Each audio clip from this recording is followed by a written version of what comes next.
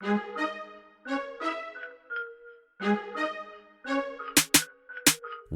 to the WealthGenius Podcast. The WealthGenius Podcast. Strategies for multifamily real estate investing, mindset, community, success.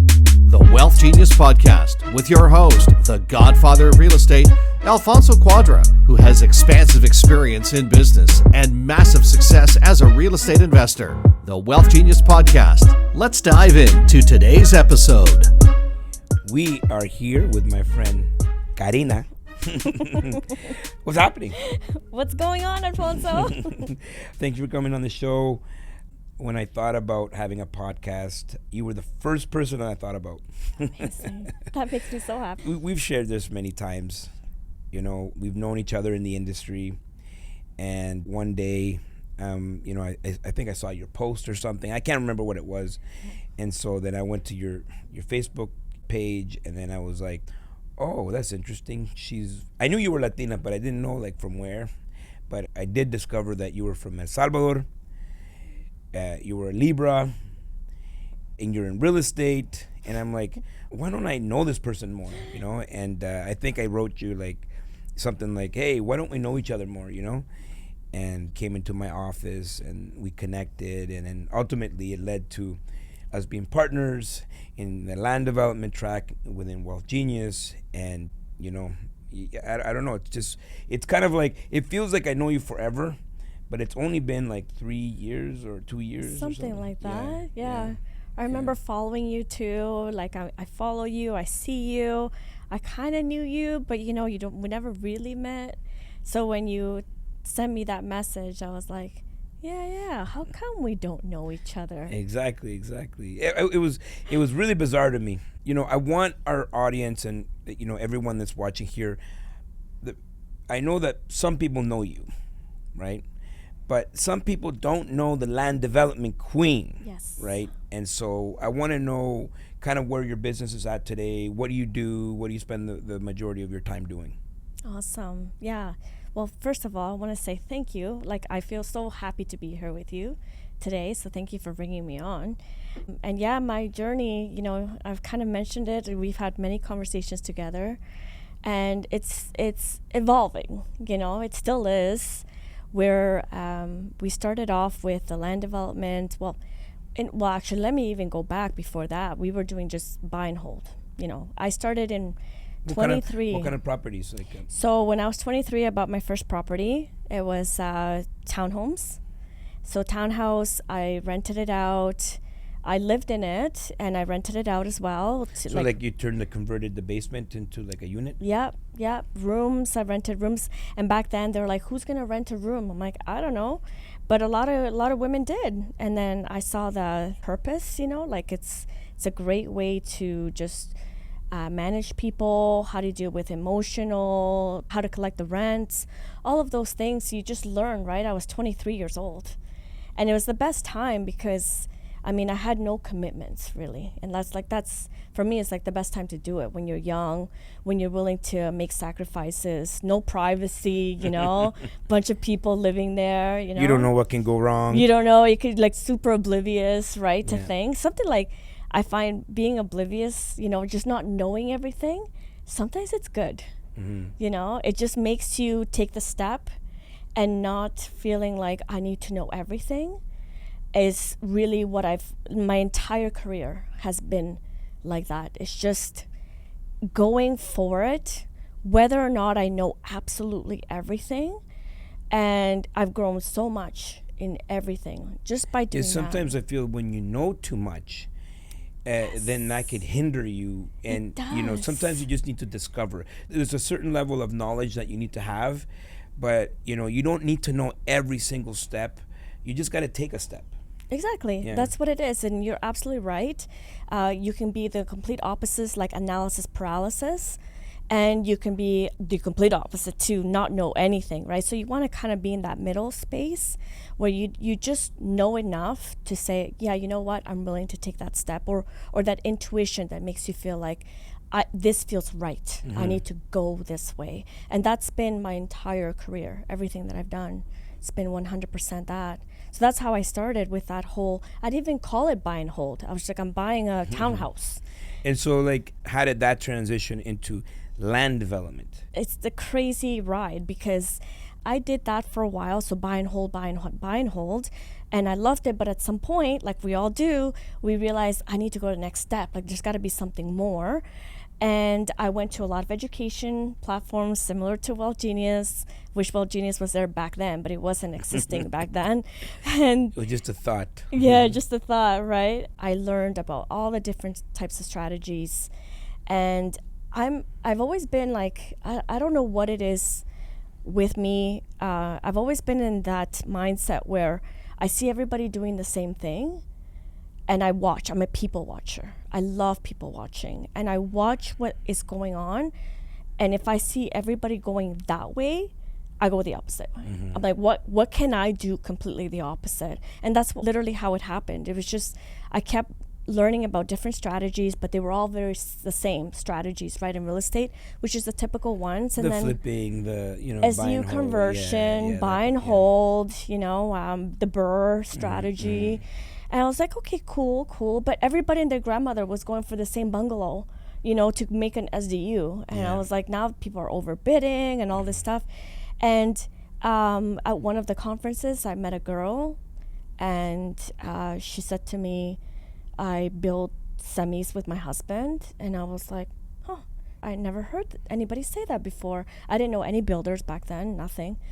And then I just asked her, like, how do you know? Like, where do you do these? She's like, you read the zoning.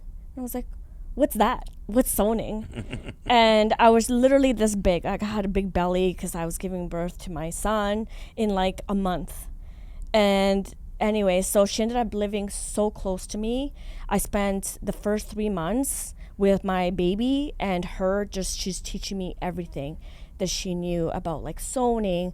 And she had her real estate license, so she would pull up listings and then we would go over it and we would walk through the properties together, like with my baby. Just brought him along everywhere. She's really what kickstarted absolutely everything in my whole entire journey. So when I talk about giving back, when I talk about giving people a little bit of seed, that's what she did for me. So how we always come across somebody in our lives who does one little thing and it can completely change the trajectory of your life. That's what she did for me. So I'm really big on that even now, right? Because I know the impact that it can have for people. Yeah. And that changed my whole life, literally. I talk to her now and we laugh about it because she's still a friend of mine. We still talk and she's like, I gave you one little thing and you just went off and you took it this way, And I was like, once I'm obsessed, I become obsessed. So what was the first deal? The first deal, so it's so funny because we had just bought our second house, and we had put all of our money to buy that second house. And then, of course, I started learning about all this stuff. And I had read an article where the city said the city is supportive of intensification around transit. And I said, that's it. Like, we just have to do that, focus around transit. And because I was with Jessica and we were looking at listings and we were going over, she called me up and she said, I found one. It's right around transit. It's right here. We got to go see it today. It was an estate sale. And I was like, let's go. And I brought my son with me. And this was an existing house that you had to tear down? Yeah. Or a lot? Well, I mean, it had a bungalow, an old one, mind you, but it was still livable. And it was a double lot, like really nice size lot with the highest zoning in the residential zone that you could already have within like walking distance to the transit. So I got back home and I was like, that's it. We got to buy this one. And my husband's like, how? Like, we just put all our money on this house. And I'm like, I don't know how. I don't know. But like that feeling, like, I cannot let this go. It's meant for me. Like, this opportunity is exactly what I'm supposed to be doing. And we just figured it out. I literally put an offer in and I didn't even have the money. When you put an offer and they accept that offer, you have to put a deposit. Yeah. I had to take out, I think it was like $1,500 for my visa. Like, I literally cashed out $1,500 for my visa. That's how like I had no money, But at least you controlled that deal. I had it. Yeah. Had it under contract. Had it under contract. Still didn't know what I was doing, but I found a tenant. That's the beauty about real estate, right? I mean, the house was perfect. The guy loved it because it has a huge backyard, and he loved to work on his cars and things like that. He turned out to be an amazing tenant. He actually moved from one property to another with us. It was just funny because he knew what we did. He knew that we were developing them. He knew that we were buying them for a purpose. And he's like, oh, I'll just go to your next one. And he ended up, for a few years, he just followed us through our developments. And it was a great starter project. We ended up putting the team together. And mind you, I had my baby. So, I was doing this on the side. When he was sleeping, calling people, meeting people, going to the city, all the things that you have to do, right, to move the project forward. And we ended up doing the 12-unit apartment building there. But the kicker was that I used this to talk to everybody about it. Like I went to all. So you used the first deal it's like a showcase. It's like, this is what we can do. Yeah, I was so excited, and not even intentionally. It was just purely from obsession. And being excited about a deal. When you wake up, you want to share it with everyone. Yeah, this is crazy. And when you're so excited about something, you literally wake up with energy, right? You're just so excited. That's how I woke up. And I was just it was like free flow. It was I just felt like I was in the zone, and I just wanted to talk to everybody about it. And it was great because people would be like, you should talk to that person. You should talk to that person. Oh, that person over this, maybe there. And it was just an amazing time. It was I felt like I reinvented myself. How long did it take from the first deal to the second deal? Not long, because what ended up happening, funny enough, because I was telling everybody about my deal, there was one guy that I had mentioned, and he goes, well, I'm a builder. And I told him about the project and what we were getting approved for and all that. He goes, okay, cool. And then the next time I saw him, he kept asking me, how is that going? And how is that going? Eventually, he was like, well, what are you going to do with it? Are you going to build it? And I'm like, I'm not sure. Because building at the time felt like a big deal, right? That's how much I didn't even think about it. It was just I was so in the flow. And then one day he came up to me, he goes, well, I'll buy it from you and I'll build it. And it was the first time I realized you would just buy the plants. So I ended up flipping it. So that's where my flipping the paper came from. And it was ding, ding, ding. I was I could just do this over and over and over again. What if I could repeat? Rinse and repeat, rinse and repeat. We did that within 6 months, sold it, right, after getting the approval. So we didn't build that. Yeah, and which for a lot of people, they have this belief that, why would a contractor or a builder buy plans from you when they can do it on their own? And you know what they don't think about is the value of time. Exactly. And someone that focuses. If you had to hire someone, you'd have to pay someone a salary until they find a project. Exactly. I've just bought a land, right? I just bought a land for 1.5 million that I can build 52 units. Right. The seller of that land bought it for 300-something thousand. What? Right? Right. And so I don't care how much money he's making. I care about how much I'm gonna make. Exactly. Right? Because he had to go through the bio study, he had to do the sound study, he had to do the phase 1 environmental, he had to do the rezoning. I didn't want to do that. I want instant results, right? And it makes a lot of sense. A builder, contractor, or someone that's going to take on this project, they're not focused on what you're focused on, which is looking at deals, developing deals. They just want to have something that's shovel ready. Ready built, ready to go. I love how you said that, because there's usually a couple ways people do it. You're going to hire a development manager, right? A lot of these larger companies do that. They'll have it in-house, development managers who will do that. They'll acquire the property, but they hire them, right, on a salary basis to do all the permitting, all the work that needs to be done. The builder themselves are not doing that. They hire that person to do that work for them. So you could either retain the talent internally and have it as part of your business, or you just get together with somebody like this who is shovel ready and is like, okay, I'm willing to do that. And they want to do that because their whole business model is building. Yeah. That is their niche. That is their job. So especially if you have a big crew, you have people on staff, you want to have a steady flow of projects so that you can keep your business running and you can keep it going. That is their whole business model. Love it. Yeah. Love it. At what point did you realize, like, wait a minute, I got something here. Like, this is what I want to do for the rest of my life? Well, I was like a lot of people, which you and I know, I was unhappy in my day job already. So, I mean, I was already excited just to be doing something else, let alone being like, but I was very intentional. When I had my son, I had told my husband, I said, I want to do something in real estate. I don't know what, but I'm going to make it into a business. And I was very intentional about that. And I told him, I'm not coming back to this job. I'm going to do whatever it takes. That's why I took my baby 1 month, 2 months. He was coming around with me everywhere because I had no time to waste. So I was like, I'm going to go and do it. And do you have figure any it out. experience in business before? Have you run a business before? Have you No. sold anything before? Nothing. Wow. I wish I was like that kid, you know, with like that's used to have a lemonade stand and had like all these little, you know, business ideas. I was not that kid. My family, immigrants from El Salvador, you know, very much about school. Yeah. Very much about get an education, get a government job, pension and benefits, and you're set. That whole steady employment was very important. And my parents, as long as I had that, they were happy. So you had that. I had that. Congratulations. But you're like, no, I don't want that. I'm going to be in real estate, and I'm going to turn it into a business. Yes. You know, that's what I wanted. I didn't know how, like, at all. And I didn't even have a business coach, which now in hindsight, thinking about it, I'm like, oh my gosh, I didn't even look for that. Like, why wasn't I there, you know?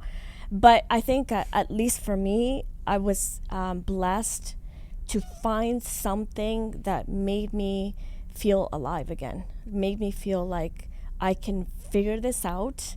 My excitement for it was like, I'm not taking no for an answer. To that extent, literally obsessed. When I tell people I was obsessed, I was obsessed. It was ridiculous, you know? Yeah. So I was blessed to be in that zone, that like that obsession zone.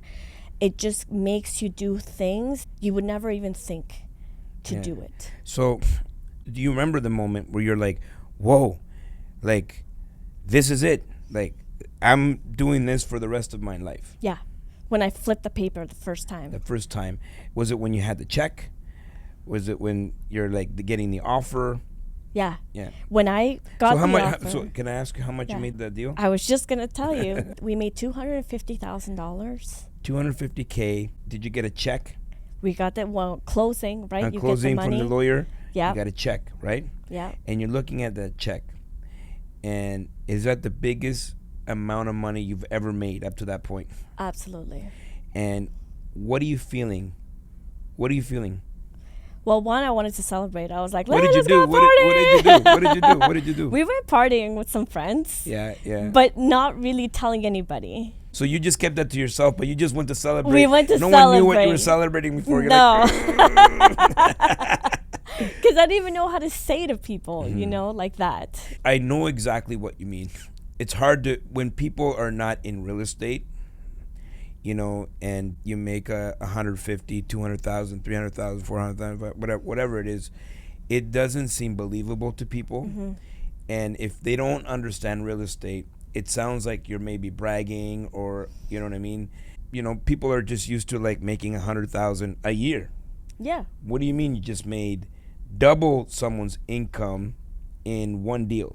Exactly. Right? But what were you feeling? Like, the money was exciting, but it was more like the confirmation that's like, it worked. I can tweak things. I know what to do now a little bit more, and I can make this into a business. That for me was like the kicker. That's when I was like super excited. I love that so much, because a lot of people that are watching this, and a lot of people that watch my YouTube channel, they're curious. Maybe they heard my name somewhere or whatever, and then all of a sudden they find themselves like, learning about real estate, but not really believing it can work. Right. It's easy to say, oh, it can work for that person, it can work for that person, it can work for that person. And like, I want to be that inspiration for people. My upbringing, where I came from, my circumstances, even though I went through all of that, this is where I am, right? So I want to go back to where you came from, because I think we have a very similar story, and this is kind of how our paths aligned in a way. But I want you to share that story, like, kind of like coming to Canada, your parents, and some of the struggles and all of that. Yeah, that's definitely, I have so much respect, just like you, with your mom and your family. And I mean, my parents were 31, 32 years old, coming to Canada with 4 girls. Wow. 4 girls, leaving everything, not having, when we talk about immigrants, a lot of the immigrants have family here. So it's kind of like, oh, it makes sense to come here, and you have support and you have people waiting for you when you come here. But our parents didn't have that. No, I mean, I didn't even have a cousin. I didn't grow up Nothing. with you had sisters, right? I didn't have other siblings, so it was just like us. Just you, yeah. I had my sisters, luckily. You're right, but we had nobody here, and my parents left everything, right? Especially at a time when it was civil war. It was a very scary time for a lot of people, and it was all this talk about, do not believe that they're going to bring you to Canada. People thought they're going to send us to concentration camps. Yeah. Like, I remember my dad later on telling us the story, and he was like, all his friends, because he was well connected, he worked at the university, he was an accountant, he taught also accounting at the university, he worked for the government, so he had a lot of people in the government, well-educated people telling him, do not believe that they're going to take you to Canada. And it was this fear, right? So it's like him taking that chance. And my mom says this all the time. She says, had it not been for your dad and him convincing me, because she's like, I would have never done it. I would have never came to Canada. She was too fearful, but she only... Too cold. Too cold, and she would have never done it. She said, we always give my dad that like respect, because he took that chance to come here when everybody else was telling him not to. Wow. That's hard to do. And how old were you? I was 8. 8 years old. So very much like me, right? So I was 9 years old. You still have a solid memory of what the world you came from used to look like. Oh my gosh, yes. But coming into a whole new world, you don't speak the language, people making fun of you in school, so much, things like that. So how was that transition for you? It was rough. I mean, I was 8. We didn't know the language. I hated the cold. I still do. But we had each other. Me and my sister, we were together we literally held hands like all day, because we were like afraid. People making fun of you, throwing stuff at you, like just crazy. I remember coming to Canada and saying hi. Like, I was like, hi. And people would look at you like, why are you talking to me? And I went home to my mom and I was like, people are so cold here. Like, it's physically cold, but also like cold. People are cold. And we just didn't understand that, because back home, if you remember, like, everybody's door's open. Yeah. You talk to everybody, even strangers. You walk down the street, you acknowledge that person's there, and you say, buenas tardes, good afternoon. Everywhere you go, that's how it is. And then you come to here, and it was like nobody looks at you, nobody talks to you. So as a child, even 8 years old, I felt it. I was like, this is so cold here. What are some of the stories or challenges or things that you were impacted by when you were a kid that you're like, thank God I went through that, because now it's helped me in my real estate, it's helped me in my land development, it's helped me in my life? Oh my gosh, that is such a good question. One of the things growing up, honestly, Alfonso, I don't even know why I believe this. For some reason, I actually believed I was not smart. And I think it comes a little bit with like having older siblings, having a twin that was a lot smarter than I was. She always had better grades. I hated school. She liked school. Like there was such a I literally had a comp. Like I had a comp. You know how we talk about real estate, a comp? Yeah. I had a comp that lived next to me, you know? Like she was like the complete opposite. She was like the good twin and I was always the bad twin. So I grew up with this feeling like I'm just not smart. I actually believed in my brain that I was not intelligent. And when I thought about being a business owner, like I wanted to be an entrepreneur. I wanted to have my own business. Inside of me, I kept hearing the voice, you're not smart enough, you're not smart enough, you're not smart enough. Evolving through the business world, having multiple businesses now, and growing and doing much larger projects, I realized it took me so long to get this, that it's not that I'm not smart, it's that what I was learning at school just didn't interest me, and I'm smart in a different way. You weren't inspired. I was not inspired.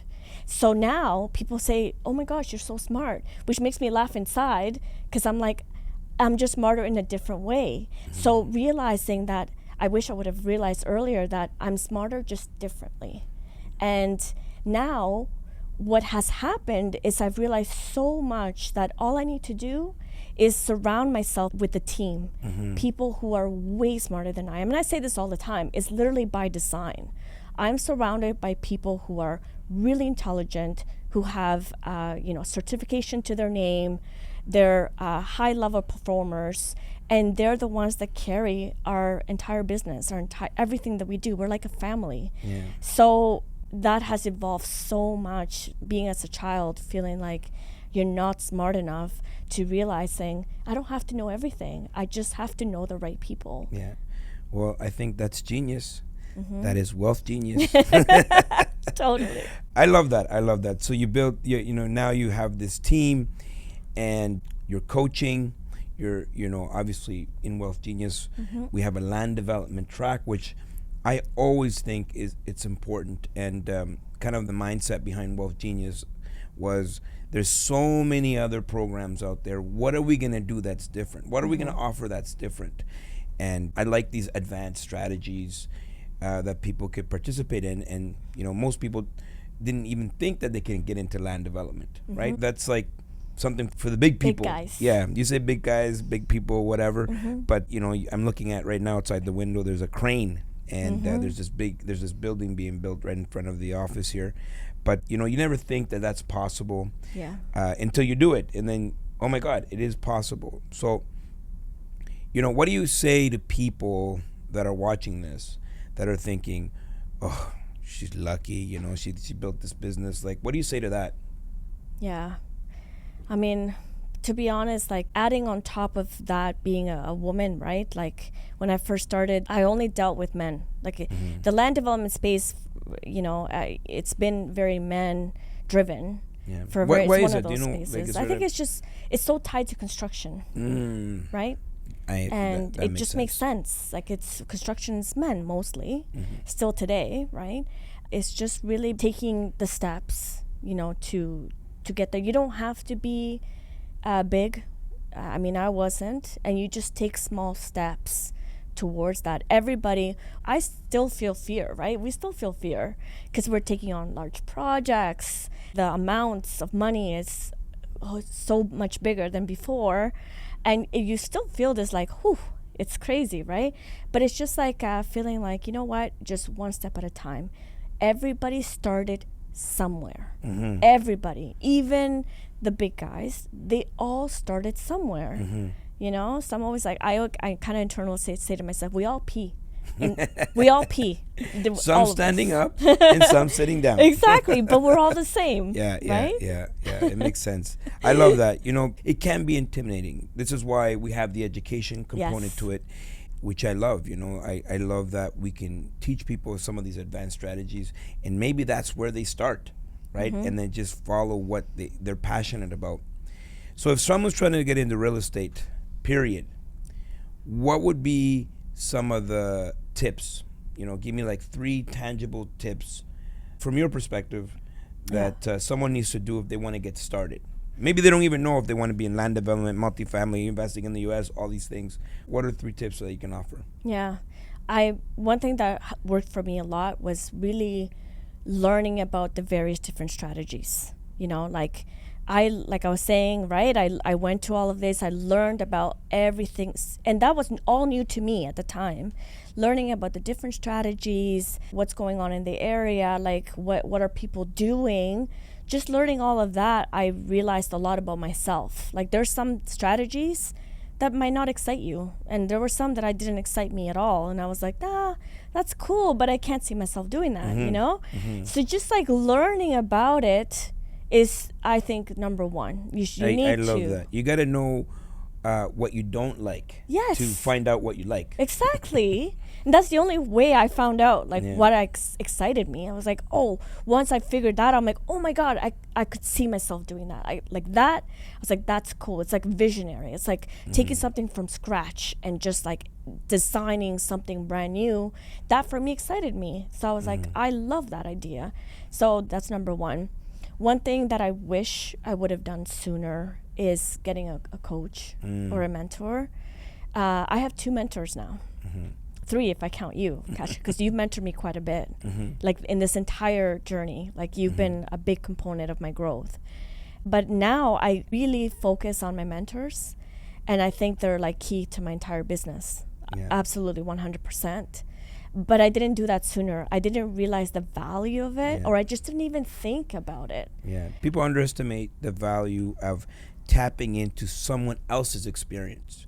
Yes. Right? People are trying to do everything on their own, not realizing that they can compress time by tapping into someone else's experience. Yeah, it just expedites everything. You know, like you're a coach, I'm a coach too, and you know, we have our students come to us and ask a question, and I know it, I can answer it, and they're like, oh my God, how do you know all this? How do you know all this information? I'm like, because I've done all of it. Yes. And I know when I go to my coach, my mentors too, and I ask them a question that I don't know, and they give me the answer, I'm like, good, I can run off and do it.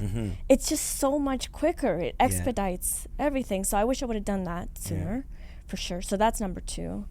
And then number 3 is really surrounding yourself with the right people. I love that so much. Yes, because I did it, Alfonso, like when I first, that story I told you from the first little bungalow next to the LRT, we went off and did so many of those. We were like, I became transit-oriented developer just because of that, because I saw it as like I could replicate this over and over and over again, and we were doing that, and I loved it. But again, I was like a lone wolf. I was like, it's just me in my own little bubble and all that. And I was lucky that I had enough drive to do that, because I remember I was obsessed. I was literally obsessed. So I had that. So I went on way longer on my own than I think a lot of people could, unless you have that drive, unless you have that like obsession. But eventually that kind of wore off a little bit, because then I was like, oh, I am a lone wolf. You realize that you outgrow your friends, you outgrow business partners, you outgrow even sometimes family or people that surround you. You outgrow all of that, and you can just keep going on, like saying, it's fine because this is what I'm doing, this is where I'm focusing on, so I accepted it, which is cool and all. But eventually you feel like this feeling like there's nobody to share it with. There's nobody besides my husband, but I mean like share in the sense like grow it with. And you don't have anybody to share, hey, I just made $250K. Yes. Right? And they understand because they also made $200,000. And we celebrate together. And everyone can uplift one another. Exactly. Right? I'm big on community, but the right community. Yes. People that are like-minded, that are going to challenge you and support you, people that are going to help you level up, people that are gonna keep you inspired, right? So I believe in surrounding myself around people that are gonna inspire me consistently, right? And I want to be inspired by the people around me. I love it. Yes, I love it. One last thing. What's a quote that has inspired you? So I don't know if this is a quote or not, but I guess it's more of a phrase. We've all heard it. You know that saying when they say, do what you love and you never work a day in your life? I feel like that is so true. Everything I spoke right now this whole time is about obsession. It's about like being in the flow, following your intuition and just letting that guide you and learning through it. I feel like that's been all of me, like everything that I do. Even now, I mean, we're getting into other ventures in our business that we're creating. And I don't know every single thing, but I know that I'm going the right way. I know that I'm obsessed. Like when I find something that I become so excited about, I literally become obsessed by it. I don't know if that's my personality or what's going on, but I'm like that. And I could do it forever. Like sometimes it's 11 o'clock at night and I'm like, oh my gosh, I really should wrap it up now. You know? Yeah, well, people, and I'm sure you get the same question. People ask me, what's the secret? Fun. Exactly. Have fun. Fun. Yeah. Yeah, if you're having fun, like time, it doesn't stop. No. Right? And especially when you're surrounded with the people that you love. So surround people that have the same vision as you, that think outside the box, that give you crazy, stupid ideas. But I'm like, I love it just because you're thinking so outside the box and you're in that flow. So we're having fun. Like our whole team, we enjoy being around each other. And I think you guys, built the same. Yeah. On that note, we have events all over the country, right? Who knows when this is coming out, but you're going to be able to find you and you'll be able to find me, WealthGenius.ai, and we have events, land development boot camps, the Real Estate Wealth Expo, multiple different events. So when people come to a land development boot camp, the ones that we're organizing, what can they expect? Oh gosh, we go through almost like a lot of insights. So we do go through about analyzing properties, the hidden gems. I talk a lot about hidden gems, finding the deals, sourcing them, capitalizing them, creating it into a business. I really love to teach how to create it as a business, because a lot of people I find are wanting to get into real estate, one thing, but also wanted to quit their job, because a lot of us are in that time where I hate my job. I don't like what I do. I was there. I know what it's like to be there. And I made it into a business. So I know a lot of people need that help. So I do focus on that as well. And then you hear me talking about a lot about the business aspect of it. So we talk all about that. And of course, the network, right? It's all about the network and people getting together with like-minded individuals and having fun. That's what it's about. Woo! Fun with Carina Guzman, land development queen. Muchas gracias. Thank you for coming by. I loved it. I know that a lot of people are going to get a lot of value here, and we will see you all at the top. Thanks for listening to the Wealth Genius Podcast. If you have a question or comment about something you heard today, reach out to the Godfather via social media or email him anytime. All that information is in the show notes. And of course, don't forget to subscribe so you never miss an episode of the Wealth Genius Podcast. The Wealth Genius Podcast. Until next time, see you at the top.